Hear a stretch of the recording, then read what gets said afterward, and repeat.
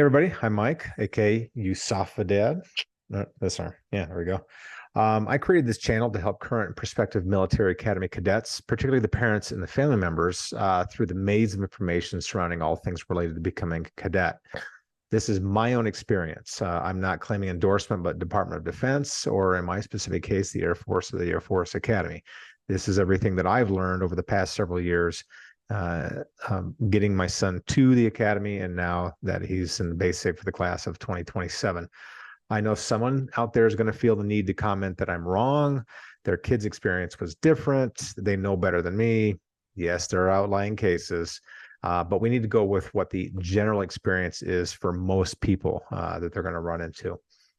You're going to find a ton of information on academy websites, but for most parents, particularly those who have limited or no military experience, reading through all of it is going to make your brain swim, and it's only going to create even more questions than you had going in. And just like any internet search, you're going to find information that's outdated, suspect, outright false, and you're also going to find anything that feeds your fears as a parent.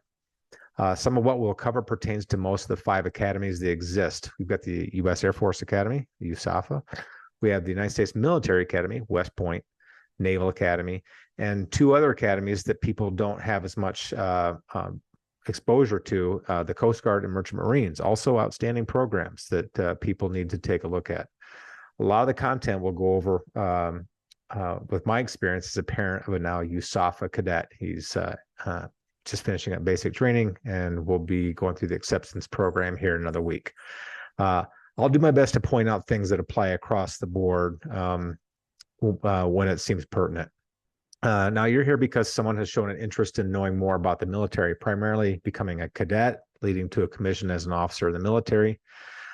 There are a lot of paths to attain that end goal, and we'll go over some of that in some separate videos. For now, let me highlight some stats for the incoming 2027 class at USAFA. Again, everything I go over can be found on web searches. This isn't something that I know more than what's already readily available. So for the class of 27, there was approximately 1,130 plus total appointees of over 10,000 applications as of the end of December 2022. There were a lot more applicants after that, so we're going to kind of go with a general acceptance rate of about 10%, probably give or take 1. Of that 1,130 total, there were 30% women, 26% people of color. There were 14 international students from other partner countries, and of the total was also 23% of intercollegiate athletes, which commonly are called ICs. The military loves their acronyms. USAF has 27 different Division I men and women's programs. And of course, everyone knows that Naval Academy and West Point also have a plethora of Division I teams out there. You'll typically find more detailed information on previous classes, since the class of 27 is still very new as of this recording. Not a lot of additional information just yet. But analyzing more recent classes, even some that have graduated in the last few years, you'll get a snapshot and general idea of what you're dealing with, because year to year varies slightly, but the overall trends are still kind of there. And if you go and look at previous classes, particularly ones who have just graduated, you're going to see a lot more data, and you'll see kind of those trends. Let's see. The sources of the total class admits include direct admissions, which are particularly kids who come straight from high school into the academy. For the Air Force, you also have the USAFA Prep School. They average about 200 students who come out of the preparatory school and go directly into their first year. And then there's also other prep schools throughout the country. They do provide a small amount of additional cadets. I know there's a big one in California. There's probably some on the East Coast. I'm not as familiar with that, but there are other preparatory schools besides the United States Air Force Academy Prep School. You're also going to get college folks who are at another university who have already completed a year or two, sometimes more. and they then apply to the academy and will be brought in as long as they make the age restriction, and they will start over as freshmen regardless of the coursework that they've already put in. So that gives you a broad view of that 1130 and where it's the kind of the different forms come through. There's typically a 18 to 20% attrition rate from the start of the day that they report to final graduation. Historically, it seems to be hovering around 18% or so. Some of those losses are right away. Some have medical issues that they can't overcome. Some it's academics. Some actually part ways at the by the end of their sophomore year, where there's no commitment. And so all those sources will play into that particular percentage. Now, of the 23% who are college athletes, right, you see that there's over 3/4 of the student body that do not compete as a Division I athlete. And you don't have to be that All-American athlete to attend. But most cadets did play sports, and a vast majority lettered in high school. You'll even see cadets who were college recruited athletes who don't compete and end up playing in the intramural teams there on campus, and they have some insanely talented club teams, obviously. All cadets do have to be involved in some type of athletic program on campus, whether as an IC, intercollegiate athlete, or club participation. Being physically active is mandatory both while at the academy as well as making someone a viable candidate in the application process, and we'll talk a little bit about that. And additionally, on that note, I want to highlight the general description of a young person who wants to be a competitive candidate. There's 3 major areas that have to be addressed if you hope to attend any one of the academies. That's academics, athletics, and then some sort of leadership experience. Any web search will show you the averages for any one of the academies, and the numbers are no joke, seriously. USAFA is very STEM heavy, as well as West Point and Navy. I'm not as familiar with the other two in terms of their GPAs, but I'm sure a web search will tell you what those are. GPAs are high. They do still have to take the SATs or ACTs, and the scores are very competitive as well. A lot of colleges have dropped those requirements, but your family member will need to take them despite the changes kind of where colleges are at these days. USAFA's latest numbers that I've seen for GPA hovering around a 3.85 average. I could suspect that it might even be a little bit higher. I'm sure that number's a few years old now, and every year it just ratchets up in terms of competitiveness. Your candidate's going to have to show proficiency in math, science, and English. Those are the 3 core courses. You're going to need to show AP or IB coursework in those areas with good results. As far as the SAT or the ACT, your kid needs to figure out which one they feel more comfortable with. Mine took both, and then he found that he scored better on the SAT, despite being told that the ACT is better for math people.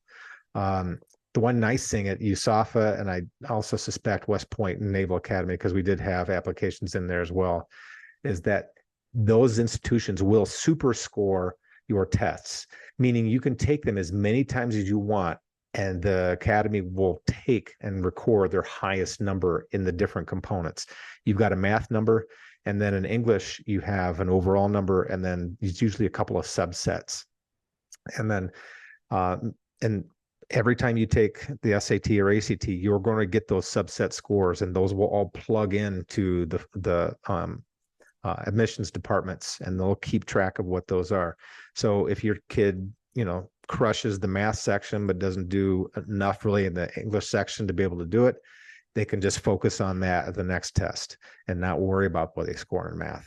Because at the end, it's going to be the snapshot that the admissions goes with is what your best score was in each one of those particular areas. I'm not going to go into great detail that. You can go to USAFA or the other academy websites, and they'll tell you what they're looking for. And in that way, I'm not giving you information, down the road that might be outdated. Take your tests early, the ACT, SATs, take them early. Take them early in high school. I know they're not going to necessarily get their greatest grade, but what they're going to get is becoming more comfortable with the exam, becoming more comfortable with their studying process. And then you'll find that as they go up in their years in high school and their education becomes stronger, that they'll be able to get those higher scores, but not before that they've already become comfortable with those exams. Early and often. I can't stress that enough. All right, let's look at the athletics side. I mean, your child might be taking classes, college level classes, and they're a complete standout academically. But I'm sorry to say, if they don't do anything else besides that, they stand little chance of getting in. The road to an academy is littered with bodies of library hounds. They need to be involved in athletics in some way. Most cadets played high school or club sports with some level of excellence in that area. Were they a team captain? That's a big feather in their cap, shows and demonstrates leadership experience. And then you finally have the level of someone who is competitive enough that they can compete well at the Division I level. Now you're potentially looking at the USAFA blue chip program. I know the Naval Academy and West Point also have similar programs. We'll go into a little bit about that later in terms of what being a blue chip athlete might do for you for an application standpoint. There are some benefits to being an athlete, Division I athlete at the academies, but there's also a little bit of drawback too. And at times that commitment can be overwhelming because the academics are some of the most stringent in the country. And you throw onto that military duties that they have to perform, and then they have to train as a Division I and compete and travel as a Division I athlete. That can be pretty daunting. So make sure that your son or daughter or family member is willing to take that challenge on. Now, with those two, we talked about academics and athletics. It goes without saying that third one also can make or break you in terms of how competitive you are as an applicant, and that's the leadership experience, and it can be tough to do for a young person. But there's a whole host of things if you become aware of what's out there. Don't think that pulling your National Honor Society tutoring requirements is going to fulfill that ticket. Everybody does that. You need to look at things like scouting, Civil Air Patrol that we have experience with. There's Young Marines, the Navy has the Sea Cadets. There's a lot of other youth training leadership programs throughout the country. And you can do your own research on that. My son did the Civil Air Patrol, which is funded by the Air Force. It carries the same uniform, customs, and courtesies, ranking system, and structure as the Air Force itself. So he rose to Lieutenant Colonel as a cadet. He learned a ton of things that were a great benefit to him in basic training. Not only are you learning leadership skills, but your child is also getting a peek into the military without having to actually join. So there's, even if they don't go the academy route or the military route, there's a lot to learn by doing these activities. Now, do young people get in without stellar work in all three areas? The short answer is yes, and you will see that. Now, does your child have a 95-mile-an-hour fastball and can calculate, calculus in their head without pen and paper, but they didn't have the time to pursue leadership opportunities outside this, schedule? Yeah, it does happen, and you'll periodically see it. But I know it's a select group. You don't want to give the Academy of Missions a reason to say no if you can help it. So definitely take the time and make the effort to seek out those leaderships, because that is a big component of your application.